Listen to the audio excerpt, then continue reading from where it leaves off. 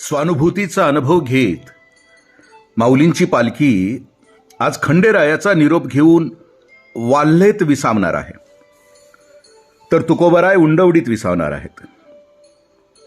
पूर्ण वारीतील ज्ञानोबारायांच्या आजच्या विसाव्याचे गाव खूप विलक्षण आहे, वाल्हे. काही गावे काही चांगल्या लोकांनी चांगली कामे करून नावारूपाला आणलेली असतात, पण एखाद्याने परिस्थितीच्या आहारी जाऊन वाईटपणाचा कळस करणे, कुणातरी सत्पुरुषाच्या स्पर्शाने पुनीत होऊन त्यानंतर आपला जीवनमार्ग बदलून वेगळ्या पण योग्य असलेल्या वाटेवरून चालायला सुरुवात करून नामांकित होणं आणि आपलं गावही नामांकित करणं हे वाटतं तितकं सोपं नाहीये. असाच एक वाटमाऱ्या ज्याने पापाचा कळस केला, पण नारदांची भेट झाल्यावर जो आयुष्यच बदलून जगू लागला, असा एक महान कवी रामायणकार वाल्या कोळी यांचं जन्मस्थान आणि साधनेचं स्थळ म्हणजे वाल्हे. व्यवहारी जगामध्ये एका चुकीबाबत एखाद्याला दोषी ठरवलं की त्याला त्या चुकीबद्दल आयुष्यभर टोचत राहणं ही जगराटी आहे. या चुकीबद्दल आयुष्यभर तो अपराधीपणाने होरपळत राहतो. अशा जगामध्ये ज्याच्याकडून नकळत अपराध घडलाय त्याला मानव्याचं जगणं जगूच दिलं जात नाही. अशा जीवाला समाज मिसळून घेत नाही. त्याच्यात त्यानं चांगुलपणा आणला तरी समाज त्याला स्वीकारत नाही.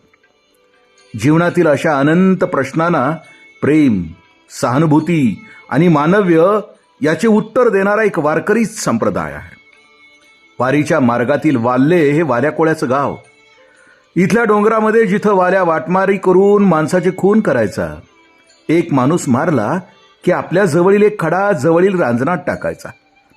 असे खडे टाकून 7 रांजण भरलेले असे ते रांजण आणि वापरलेला टोणपा इथं अवशिष्ट स्वरूपात आहे. हे गाव आम्हाला सांगून जातं इथं वाल्ल्या ही अफवा होती आणि वाल्मिकी हे सत्य आहे. माणसाचे रूपांतरण शक्य आहे याची ते साक्ष देतं.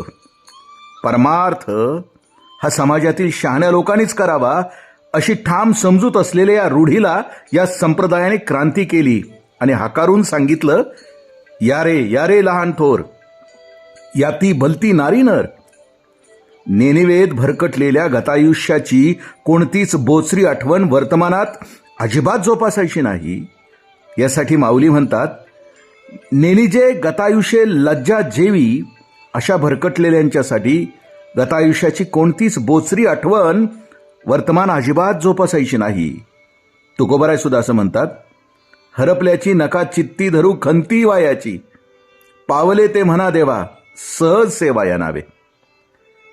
म्हणजे जगणं वाहून गेलेल्या आयुष्याविषयी खंत करण्याचं नसावं, तर येणारा प्रकाश, येणारं ज्ञान, येणारी अनुभूती त्यामध्ये असावी.